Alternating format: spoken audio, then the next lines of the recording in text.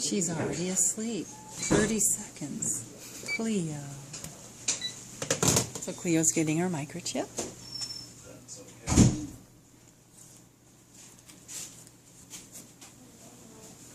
I'm going to go like this to make sure it doesn't come out. There it is. I'm not. Snuggle.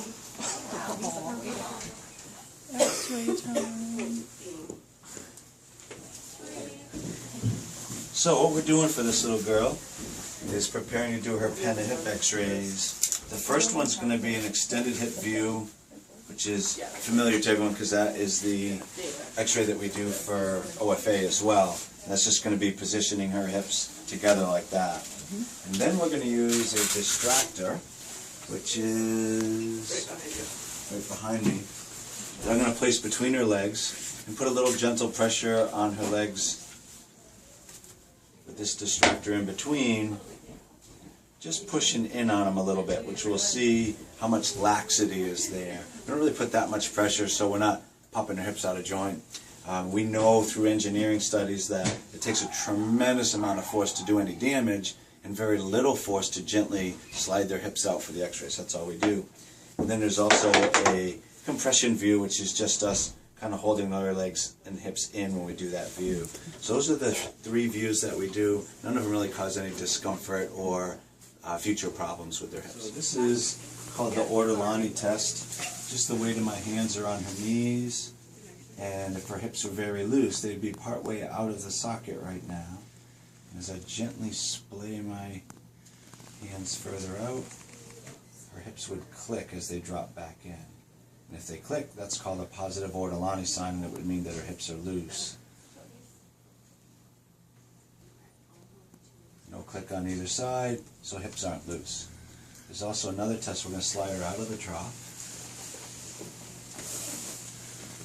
lay her on her side, and we can just pull up on her leg and feel her hip and see, does it want to slide out of the joint. It's called a Barden's, and hers does not. So negative Barden's, negative Ortolani generally means that their hips are good, and she passes both tests. We'll roll over and do that on the other side.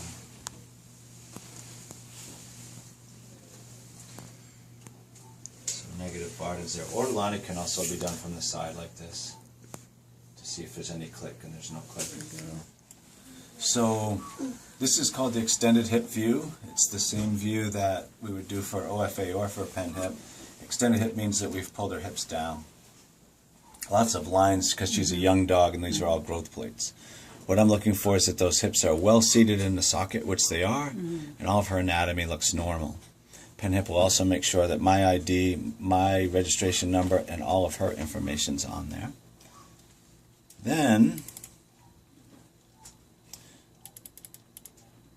this is called the compression view. This, instead of pulling her hips down, which is a very unnatural position, her legs are actually straight out towards us as though she was standing up, except for she's laying on her back. And we just want to see the ball fitting inside the socket and the ball inside the socket nicely, which they do.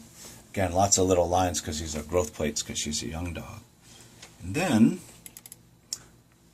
the view that allows us to determine how well seated her hips are. So these are called the distraction bars. Pennhip will be looking for, are we denting in the sides of the foam, and how much did the hip slide out of the socket. And in this case, not a lot, so we're looking for a little bit of movement, but not a lot, and that's what she is. Can you show me where the foam is? So the foam is this right here, and then it gets dented in a little bit by their thigh muscle. Same thing, foam here, dented in a little. So the denser white is the plastic rod, and then this very faint line out here and way out there is the foam. And all we have to do is push in enough to dent the foam a little bit. Okay. Waking up? Yes, she is. Oh, Cleo. Hi. Oh, there she is. Oh, Cleo. A little snooze.